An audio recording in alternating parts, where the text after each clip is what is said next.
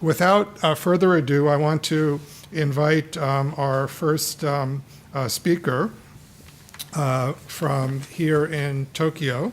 Mr.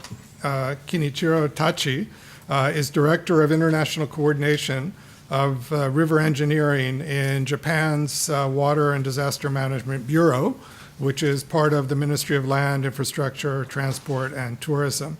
And in this capacity, Tachi-san is responsible for international affairs and technical assistance in the area of water-related disaster risk management.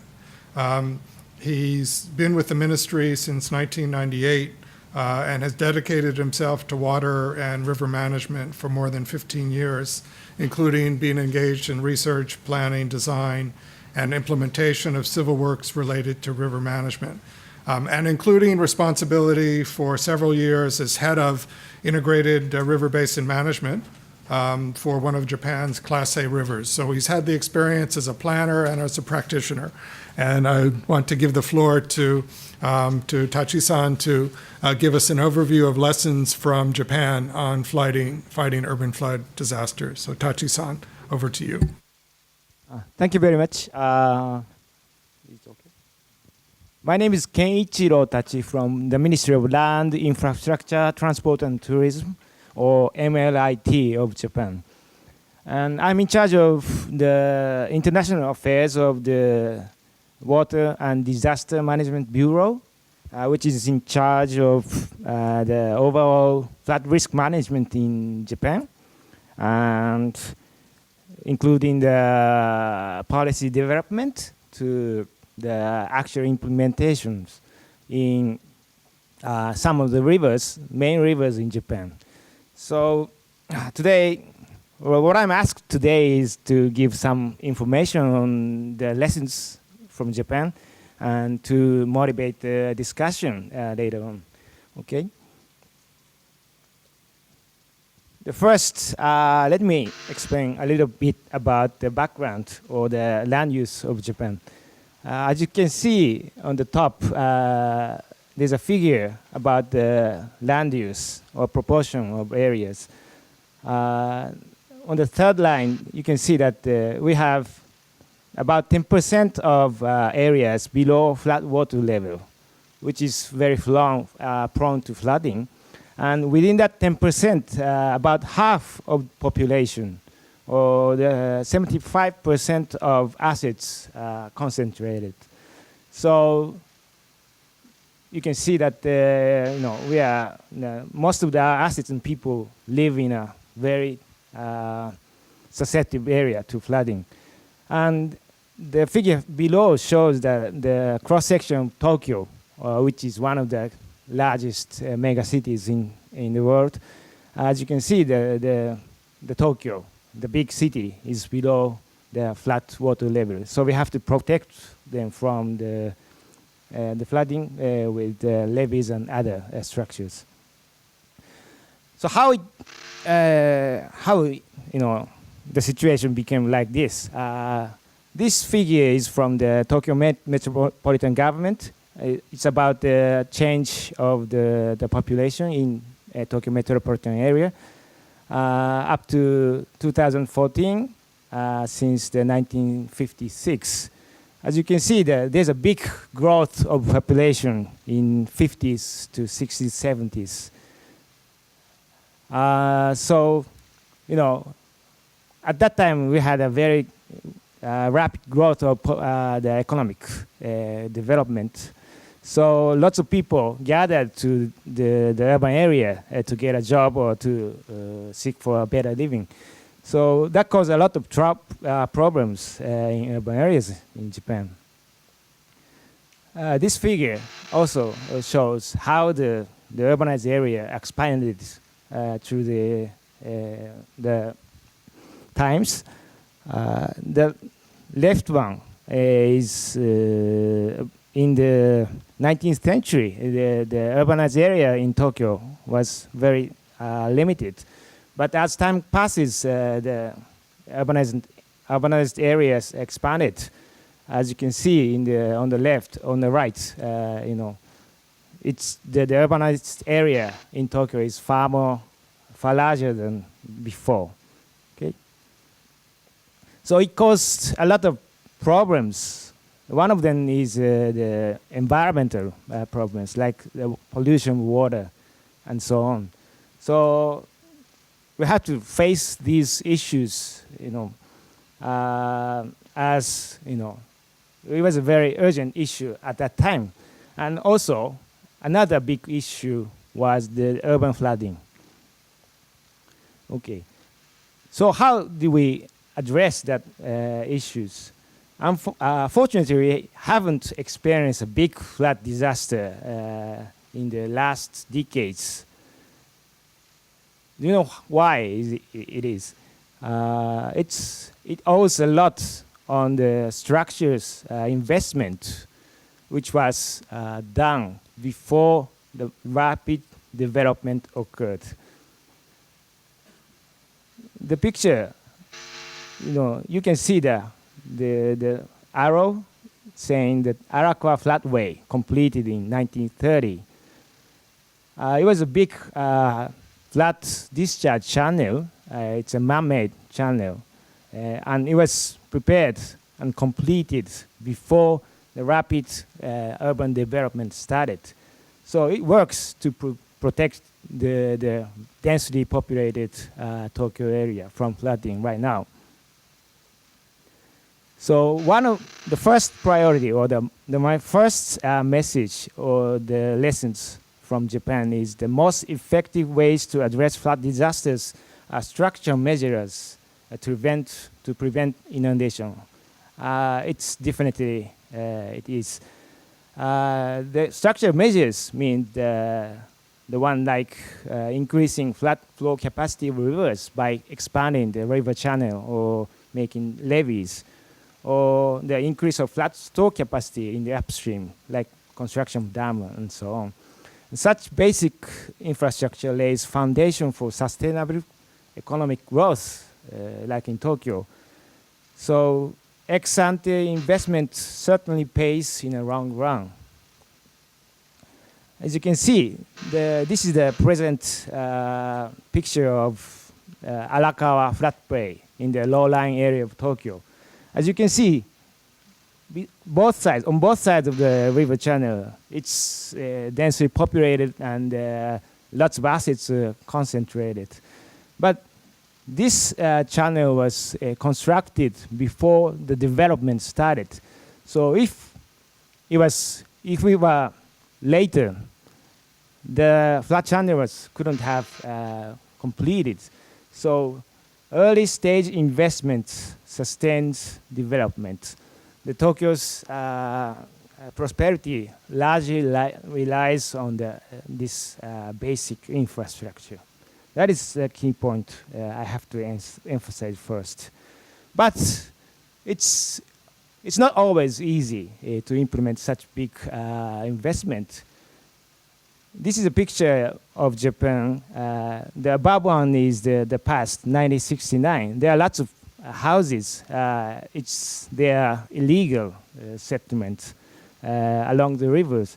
So if we try to expand the river channel, such illegal settlements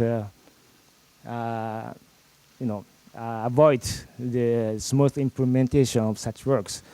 So it took a long time to remove such settlements and do river works. So, but we have been doing such works. So let me explain a little about the keys to address such flood disasters with a long-term perspective. One is a responsible entity. And the second one is the long-term planning and implementation.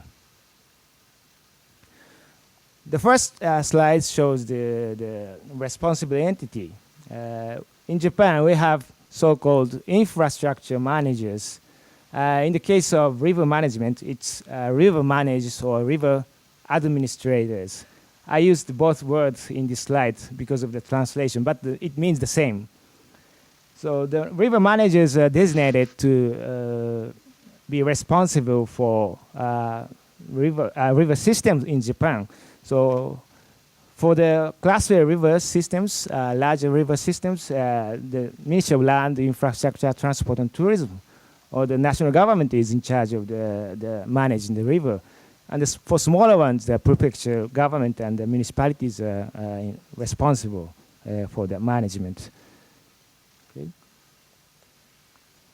River management. River managers are responsible for every aspect of river management, from monitoring, from maintenance and planning and so on. And once flood comes, the managers are responsible for giving information to the local prefectures, municipalities, and so on, and also the responding to the disasters actually on the ground. Okay.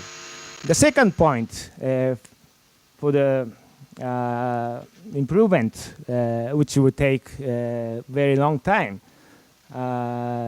we have the planning system for river management.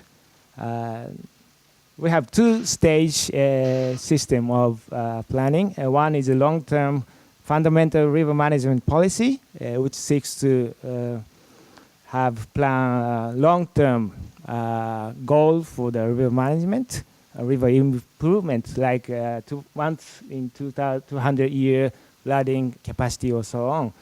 And the shorter term planning, which is closer to the actual implementation or budgeting of the project. It's the fundamental river improvement plans. So such plans promises the budgeting and the implementation of the plans. So that supported our improvement of the river system, the flood safeties of Japan. But such system works very good before, but we face another issues or the issue we have here around the world, the urban flooding issue. So rapid urbanization, which we experienced in the 60s, 70s, caused the increase of runoff to rivers from the catchment area, also the increase of damage potential along the rivers. So to overcome this newly emerged problem, a whole or basin approach became necessary, which is the reason to introduce comprehensive flood control measures concept. It was introduced since 1980s in Japan. The mechanism of the urbanization of the catchment is like this. On the picture, on the left-hand side above, you can see the natural area before used to have the capacity to accommodate the rainwater on the ground, or the areas along the river was not developed and mainly used for farmland. But once developed, the runoff from the catchment area increases rapidly, which causes the flooding.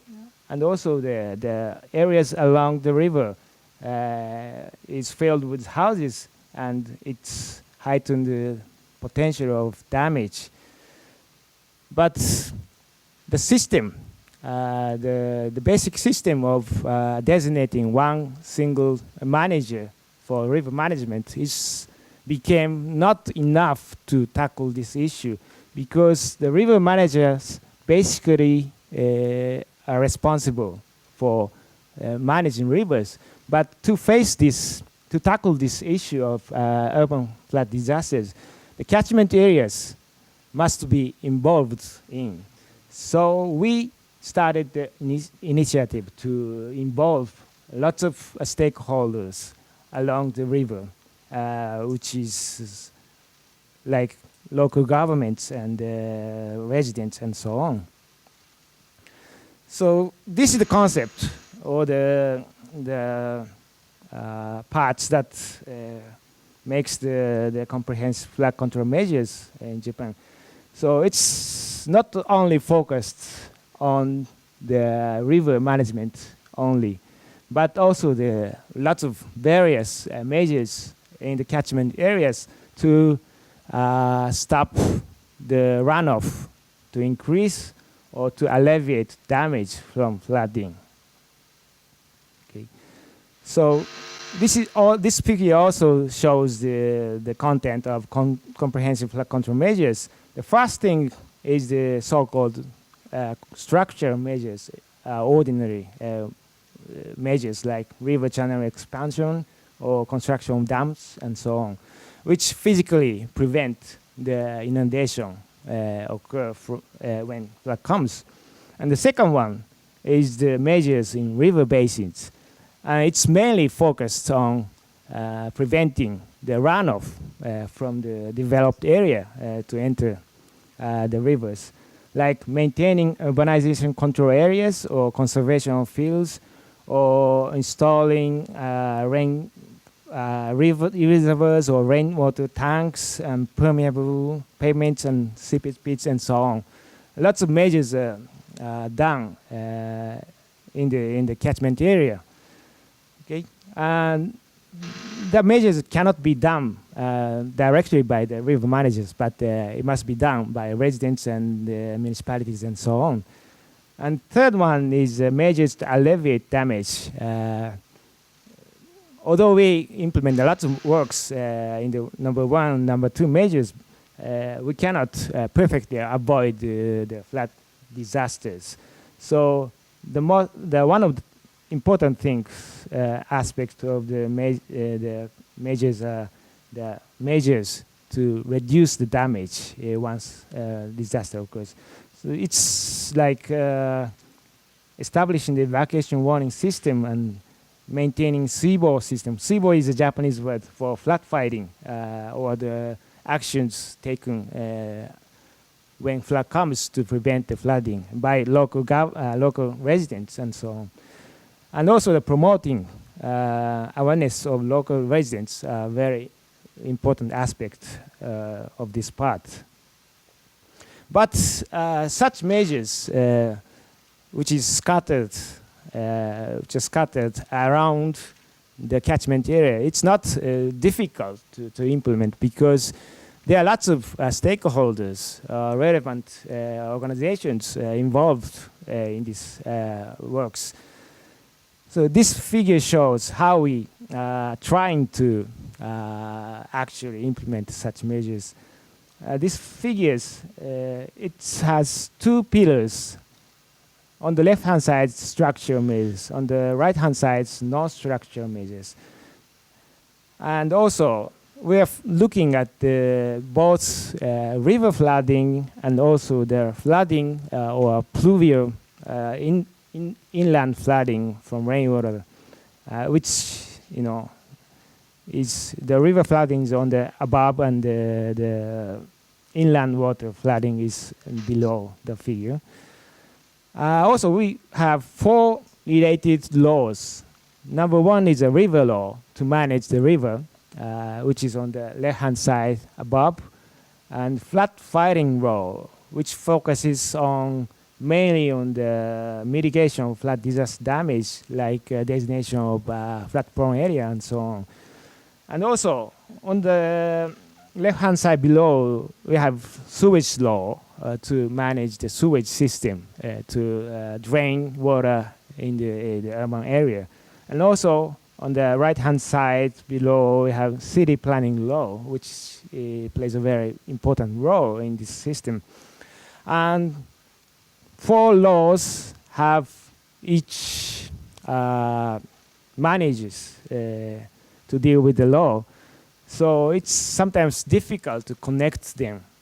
So we have a new law established in 2004 called Urban Anti-Flood Law, which was to legally bind the concept of comprehensive flood control measures. So the reason why we introduced this law was we started the initiative in 1980s, but sometimes it was difficult to legally oblige the participants to do, actually implement works like the flat water storage in each areas and so on. So to enforce the system, we introduced a new law in 2004. And that law connects all the stakeholders and the actions. So that is one of the institutional arrangement in Japan so far we have been doing. Okay, this is the conclusion of the first presentation. Important points. First, the clear responsibility. River managers in Japan take responsibility to manage floods in the respective rivers. That's a very important point because we must have a leader to do things and coordinate with other stakeholders. And also, budget secured by the long-term perspective of the plans. And also the holistic approach from preventive stage to emergency response and recovery. And also basin-wide planning, a basin-based comprehensive flood management plan according to the characteristics of basin is a very important thing. But sometimes it's very difficult. But we're trying to improve it and implement it. Thank you very much. Thank you, Tachi-san, for that excellent overview of the Japan experience, emphasizing the integrated approach as well as the use of both structural and non-structural dimensions.